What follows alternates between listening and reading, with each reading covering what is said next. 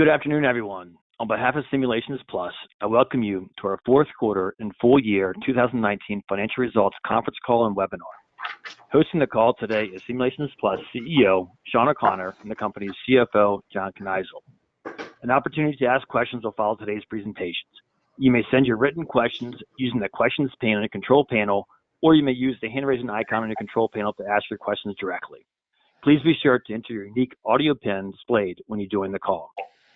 Before beginning, I'd like to remind everyone that with the exception of historical information, the matters discussed in this presentation are forward-looking statements that involve a number of risks and uncertainties. The actual results of the company could differ significantly from those statements. Factors that can cause or contribute to such differences include, but are not limited to, continued demand for the company's products, competitive factors, the company's ability to finance future growth, the company's ability to produce and market new products in a timely fashion, the company's ability to continue to attract and retain skilled personnel, and the company's ability to sustain or improve the current levels of productivity. Further information on the company's risk factors is contained in the company's quarterly and annual reports and filed with the Securities and Exchange Commission. With that said, I'd like to turn the call over to Shawn O'Connor. Shawn? Thank you, Cameron. This was a very strong quarter for Simulations Plus, giving us a positive conclusion to a record year. We made excellent progress with regard to our key initiatives for the year, and our financial results are reflective of the return on these investments with increased revenue, growth, and profitability during the quarter and the year as a whole. We began the year with an objective of increasing our revenue growth with investments in several key initiatives. That objective was to increase our historical growth rate of 10 to 15% to consistent performance in the 15 to 20% range. Our fourth quarter revenue growth of 20% and full year growth of 15% demonstrates success in this objective. Our increased revenue growth has been driven by both our software and consulting businesses. Software revenues grew 21% during the fourth quarter, with consulting growth for the quarter at 19%. And this revenue growth acceleration has been achieved while maintaining gross margin performance at 73% in fiscal year 19, equivalent to our gross margin performance in fiscal year 18, despite the fact that consulting revenues grew from 43 to 45% of total revenues. Demand is strong across our software products and consulting services. Funded collaborations adding new functionality to GastroPlus have expanded its market opportunity. We exit the year with a strong backlog for our consulting practice. Our QSP platform expansion into new disease areas has our DILIsym team working at full capacity to support this platform development as well as client-driven consulting projects. We have made significant progress in each of our key initiatives. First, our investment in sales and marketing continues to increase with the addition of sales resources as well as senior scientific consulting staff with business development acumen. Second, our consulting practice capacity has expanded through successful recruiting efforts, resulting in a 21% increase in consulting staff for the year. Third, we doubled our consulting resources in Europe this quarter, and while still relatively small at 4 people, will continue to be a source of growth for us. These investments have put pressure on our S&G&A spending, which increased in the fourth quarter to 39% of revenue. For the year, SG&A expense came in at 35% of total revenue, where we have historically performed closer to the 32 to 33%. The largest increase was in employee-related costs in support of our increase in revenues, including recruiting costs, and as anticipated, commissions increased with higher sales volume. I believe that while the SG&A expense as a percentage of revenues will fluctuate quarterly based upon the seasonality movement of our revenues, we will see it move back towards historical percentage of revenue rates in the long run. Overall, we made good progress on all our key initiatives, and I'm encouraged with the results and the team that we have in place to execute on our strategies. Turning to our fourth quarter fiscal results by division. In our Lancaster Division, overall revenue was up 27% for the quarter and 12% for the year. Software revenue grew 22% for the quarter and 10% for the year. Consulting revenue grew 55% for the quarter and 24% for the full year. We had a successful quarter in new commercial customer licenses, which drove the higher than normal software revenue growth for the quarter. With regard to Lancaster's detailed metrics, 61% of our revenue was from renewals, 22% from new licenses, and 17% from consulting. Our renewal rates were 86% based on accounts and 94% based on fees. Our license units of 241 were up 14% year over year. We added 20 new commercial companies and 13 nonprofit groups. We have projects with 27 companies and 5 funded collaborations. Our service business grew nicely in the quarter with a combination of consulting projects for customers and collaborations on feature development with the GastroPlus platform. During the quarter, we announced 2 significant collaborations. First, a funded collaboration with a clinical stage biotech partner to develop an intra-articular delivery model in GastroPlus that will allow for efficient evaluations of IA injection strategies. Secondly, a funded collaboration agreement with a large pharmaceutical company to develop the virtual bioequivalence trial simulator module for GastroPlus to evaluate population and formulation variability on the bioequivalence of different products. These collaborations are the latest examples of our collaborations with companies and regulatory bodies to develop technology in GastroPlus to extend its functionality and market opportunities. We ended the quarter with 45 full-time employees at our Lancaster Division, down 1 from 46 in the prior quarter and up 6 from 39 last year. Buffalo achieved 14% revenue growth for the quarter and 19% for the full year. This has been a year of strong growth for this division, more than doubling last year's revenue growth rate of 8%. Demand remains high for this type of PK/PD consulting services that we offer in the marketplace, and our successful recruiting of additional key scientific resources to our capacity has allowed this division to step up in its contribution to our overall success. We recently announced the promotion of Jill Fiedler-Kelly to president of this division. Ms. Fiedler-Kelly was one of the founders of Cognigen along with Ted Grisella. Jill's knowledge and experience in the PK/PD community and track record of leading our consulting service practice positions her well to successfully assume this new role. Additionally, key leadership additions in this division provide her with an excellent team to lead the division forward. Finally, Ted Grisella remains with the company to provide continued counsel to Jill, as well as to continue to deliver support to our key clients.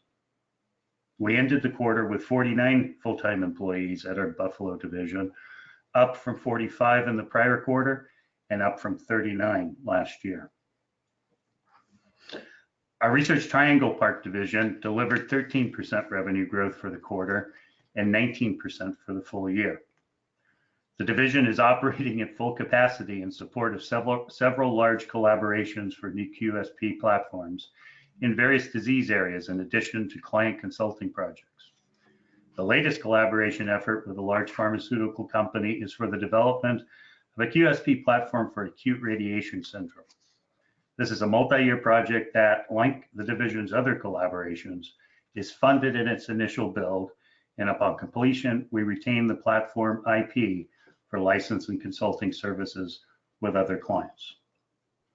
We ended the quarter with 17 full-time employees at our RTP division, unchanged from the prior quarter and up 1 from 16 last year. Overall, this was a good quarter and a year for Simulations Plus, with strong revenue growth, consistent profitability, and quantifiable progress against initiatives with future growth impact. Let me now turn the call over to John to review the detailed financial results. John? Thanks, Shawn. Looking at the income slide here for the fourth quarter versus last year, our consolidated net revenues for the fourth quarter of our fiscal year 19 were up 20%, as Shawn indicated, or about 1.3 million to 8 million compared to 6.7 for the prior year. By division, Lancaster's revenues were up 27% to 4.2 million. Buffalo's revenues were up 14% to 2.4 million, and RTP revenues were up 13% to 1.4 million over the same period last year. As Shawn said, consolidated software and software related revenues were up 654,000 or 21%, and consulting service revenues were up 684,000 or 19%. Actually 654 on the software. Sorry about that. The gross profit increased 25.5% to 5.7 million, representing a 71.5 gross margin in the fourth quarter fiscal year 19, compared to 4.6 million or 68.3% gross margin in the same quarter last year. Cost of sales increased by approximately 171,000 compared to the prior year, due mainly to growth in staff wages of approximately 361,000, which accounted for the majority of all the change. The increase was offset by a reduction in direct contract expenses of about $170,000. As a percentage of revenues, cost of sales were down slightly to 28.5% of total revenue compared to 31.7% of total revenue in the fourth quarter of fiscal 18. SG&A expenses were 3.2 million or 39.6% of revenue. In the fourth quarter of fiscal year 19, an increase of approximately $950,000 or 42.7% compared to 2.2 million or 33.4% of revenue in the fourth quarter of 18. The increase in SG&A expense was primarily the result of increases in stock compensation expense, increase in recruiting fees, and the increased headcount in Lancaster and Buffalo. We also saw increases in accounting and consulting fees. Our research and development costs for the most recent fiscal quarter were 1.04 million. This is a total of this 603,000 or 7.5% of revenue was expensed and 437,000 was capitalized. Overall, we increased our R&D spend in the fourth quarter of 19 by 348,000 compared to the prior year. The expense portion of 603 increased by 287,000 or 42.6%, representing 7.5% of revenue compared to the 437,000 or 6.5% of revenue in the fourth quarter of the prior year. Income from operations for the fourth quarter of fiscal year 2019 was $2 million, up 51,000 or 2.7 compared to 1.9 million in the year ago quarter. Our provision for income taxes for the fourth quarter of fiscal year 19 was a tax benefit of 72,000 and effective benefit rate of about 3.6%, compared to income tax expense in the prior year quarter of 503,000 or an effective rate of 27.3%. The change in provision for income tax is mainly attributable to the effect of stock compensation deductions from stock option exercises and sales by optionees. With the increase in our stock price over the last 6 months of our fiscal year, a number of employees elected to take advantage of unrealized profits in their incentive stock portion of their compensation packages, which created corporate tax deductions during the quarter of approximately $1.6 million. Net income increased by 721,000 or 53.9% to 2.1 million for the most recent quarter, compared to 1.3 million a year ago in that quarter. On a per share basis, net income was 11 cents per diluted share in the fourth quarter of fiscal year 19, compared to 8 cents in the prior year period. EBITDA was 2.7 million this quarter, up about 3% compared to 2.6 million a year ago. Turning to the next slide for the full year's financial results. Net revenues for the full fiscal year of 19 were up 14.5%, an increase of 4.3 million or 34 to 34 million compared to 29.7 million in fiscal 2018. By division, Lancaster revenues were up 12% to 19.6 million. Buffalo revenues were up 18.6% to 9.3 million, and North Carolina RTP revenues were up 19% to 5.1 million. Our full year consolidated software related revenues were up 1.8 million or 11%, and consulting services revenues were up 2.4 million or 19%.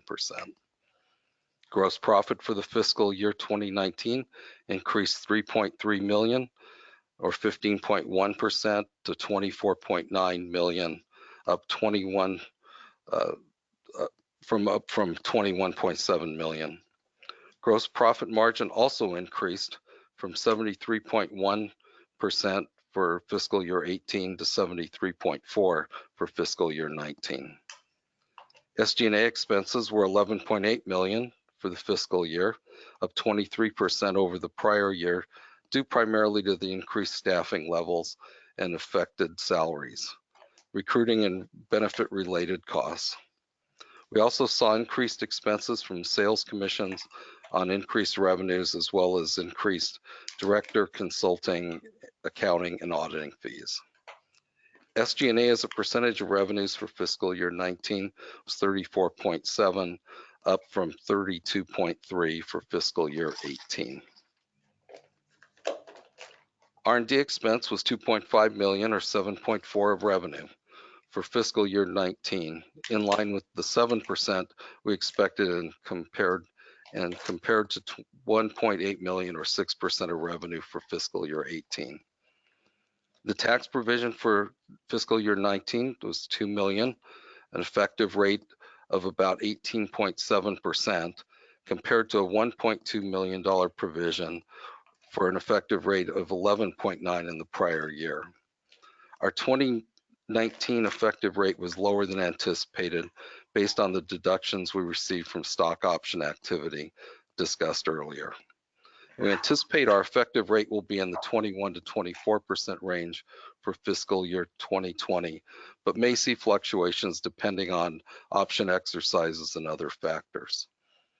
Also, as a reminder, we recorded a $1.5 million one-time tax benefit in the second quarter of fiscal 18 due to the change in the tax rates and the reassessment of our deferred taxes.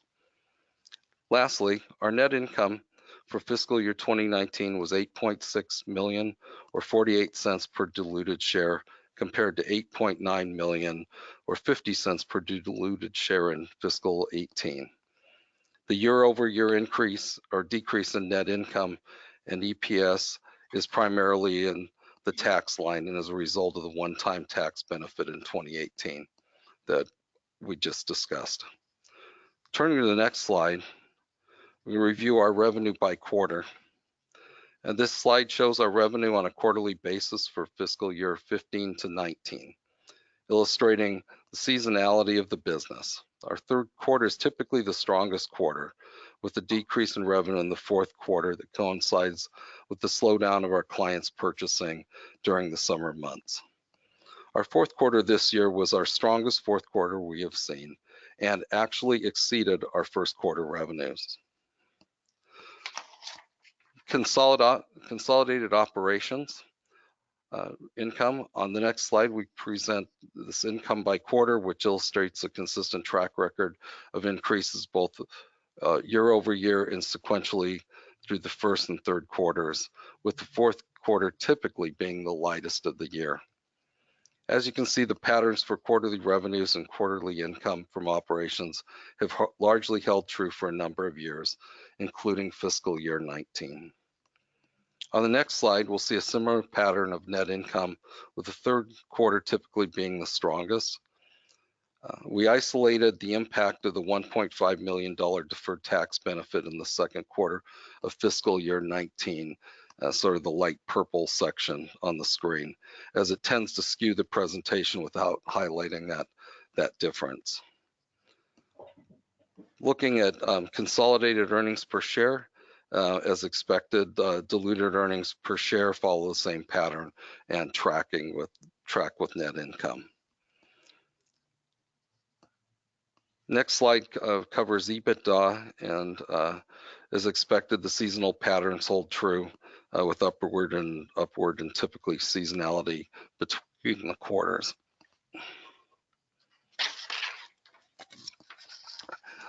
This slide illustrates our revenue by region. We're a global business, and the majority of our revenues are in North America, approximately 64% for fiscal year 19. Both Asia and Europe each represented 18% of our total revenue. This slide provides a quarterly view of our cash position and cash outflows for dividends and acquisitions and the impact of cash over the last 5 years. Beginning with the first quarter of fiscal year 15 on the far left side, the blue bars on the bottom illustrate our consistent dividend payout, approximately 800 to 900 per fiscal quarter. Then in the beginning of fiscal year 2018, our board increased the dividend payment to 6 cents a share, returning approximately $1 million to $1.1 million of cash for our shareholders on a quarterly basis. The red bars represent cash use for acquisitions. We've invested for future growth through acquisitions while maintaining what we believe is a very healthy balance sheet. We've maintained a cash balance and not needed to borrow to increase the value of the company. We've been able to spend nearly $15 million over the last 4 to 5 years on acquisitions. At the same time, we've been able to continually return dividends to our shareholders. Turning to the next slide, just some of the balance sheet statistics. As of August 19, our cash balance was $11.4 million, which is up 22% compared to $9.4 million the prior year. Our balance sheet is clearly stronger today than a year ago as a result of our increased earnings power, cash flow generation, and prudent allocation of capital. I'll now turn it back to you, Shawn.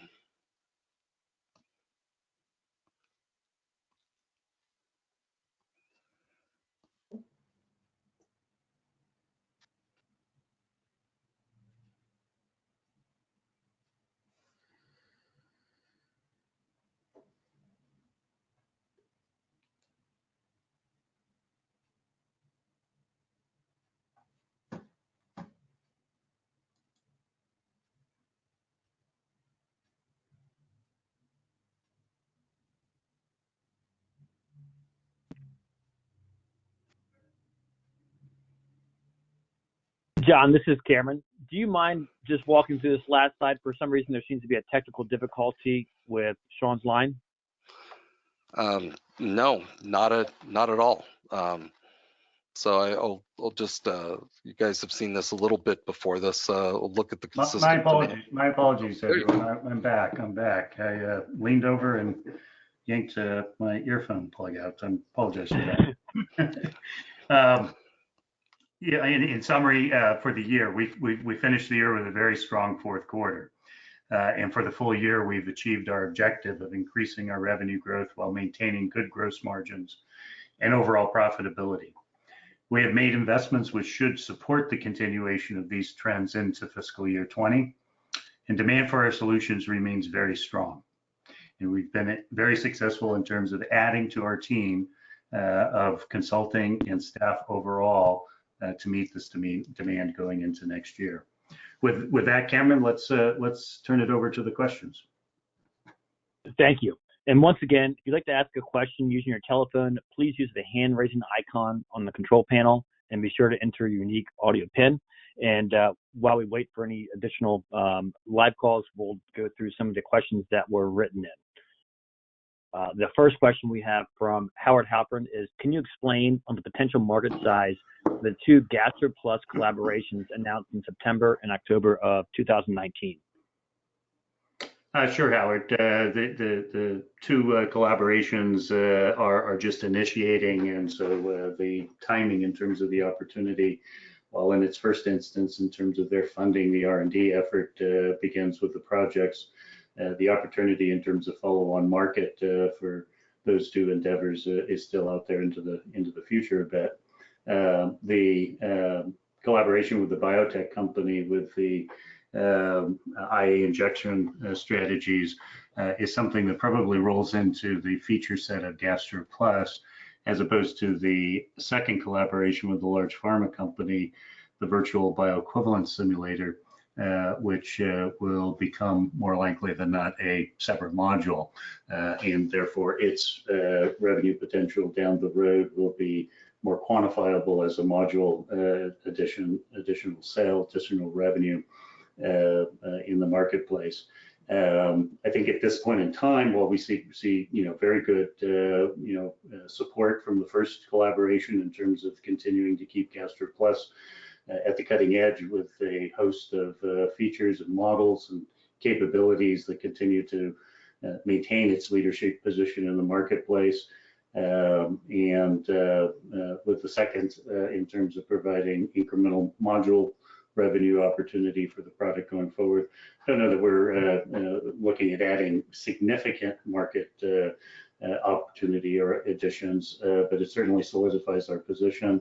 And the second one, the module one, probably adds to our market size down the road, but not something that we can quantify at this point in time. Thank you, Shawn. The next question is, what is your hiring plan for fiscal year 2020? How is the current market for hiring additional scientists and/or marketing professionals? Yeah, last year I think our overall headcount growth was about 18% at about the size of our revenue growth. I think going forward in the future, we'll try to keep that headcount growth lower than overall revenue growth and seek to contribute to the growing of the business faster than the headcount growth with efficiencies that we can achieve internally. But I would anticipate that it will track to or just below our revenue growth as we go into the forward years. The marketplace for professionals on the scientific side, on the consulting side, remains very competitive.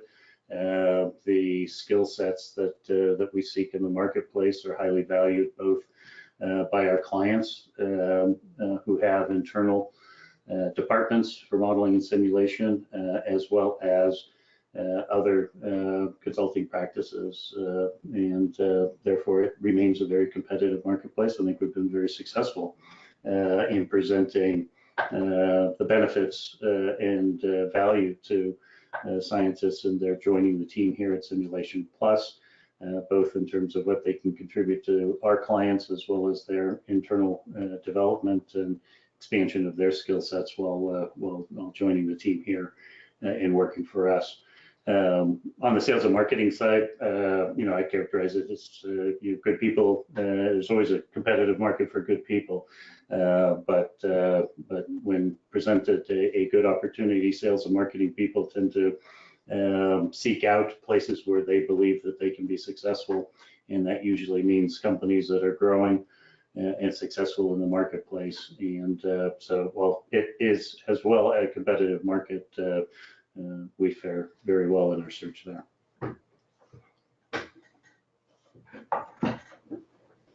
Thanks, John. Next question is, looking out at the next couple of years, what should be the primary growth drivers and what level of top line growth can be achieved?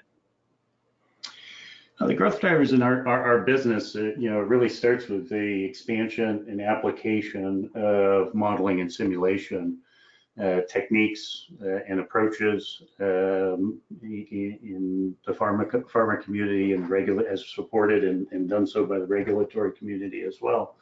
There's a very good foundation today in terms of where it's applied and how it's used. And that is still a growing market. But incremental to that is where do we apply modeling and simulation in new areas? in the drug development cycle, either early stage of discovery and clinical trial portion of the development cycle, or down the road in terms of applications that may reach out to real world data and or precision medicine types of applications. And I would say that the activity level is very high in terms of searching out new applications. This is our, as we talk today, it's sort of the end of our busy season in the sense of conferences and trade show meetings, and having attended and observed the enthusiasm and the stretch and the search for new applications of modeling and simulation in our world is very robust right now. So underpinning our growth into the future is that growth that's taking place in our marketplace of expanding applications of modeling and simulation. Obviously behind that and in support of that and to our success will be dependent our ability to continue to grow and be there with tools that are right and functional and in support of our clients, both in terms of the tools, software tools that we license to them, as well as the support that we provide them with our skilled consultants. So, you know, those are the underlying drivers in terms of what will be our top growth going forward. While we don't give, you know, specific guidance in that regard, you know, I've pointed out, you know, come back to time and time again each quarter with our objective here of stepping up our growth rate into the 15 to 20% range on a consistent basis. And I think we've been very successful in demonstrating our ability to do that as we close out the year here, and look forward to continuing that charge into our next fiscal year. Our next question is, we've noticed that there will be no contingent consideration imputed interest recorded in the Q4 19. Is that correct? There will be no more imputed interest recorded going forward. Can you please maybe give a quick overview of what that is, and then, you know, I guess following doing with the question? Sure, I can handle that, Cameron.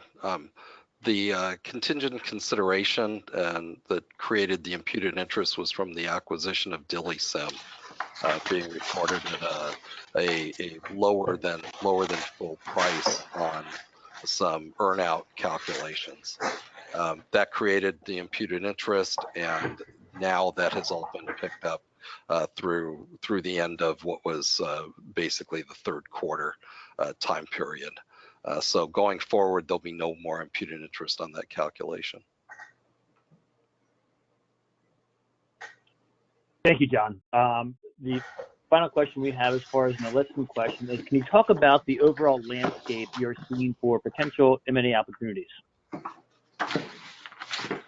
Sure. I mean, it's you know, something that I devote a good part of my time to. It's a population of company potential targets out there that spans both our software, but are of a nature of both the software nature as well as consulting opportunities, and sometimes combinations thereof.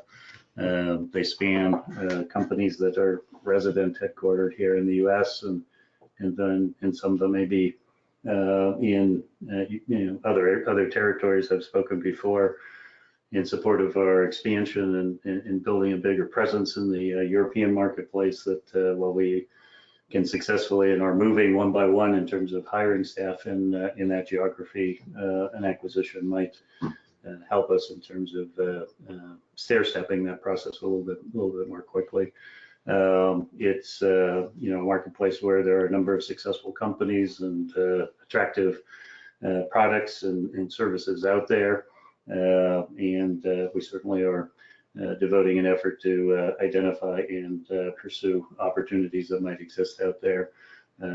Nothing to report at this time at all in that regard, but do see it as a component of our strategy going forward, and look forward to that point in time in which we may be able to present another opportunity. This company has successfully grown itself over the last number of years with the addition of Cognigen and then DILIsym as acquisitions that turned out very successful for the company and its shareholders in the past, and we look forward to continuing that trend going forward. It appears we have no additional questions at this point. Shawn, I'll turn the call back over to you for closing comments. Yeah, just in closing, I believe we've had a very good closeout of our fiscal year. The page turns quick, and we will be back with you after the new year with the reporting of our first quarter, and look forward to doing so, and appreciate your interest in SLP and following of the company. Thank you much. This concludes today's conference call and webinar. If you've missed any part of today's presentation, the replay will be available at our website, www.simulations-plus.com. Thank you and have a great day.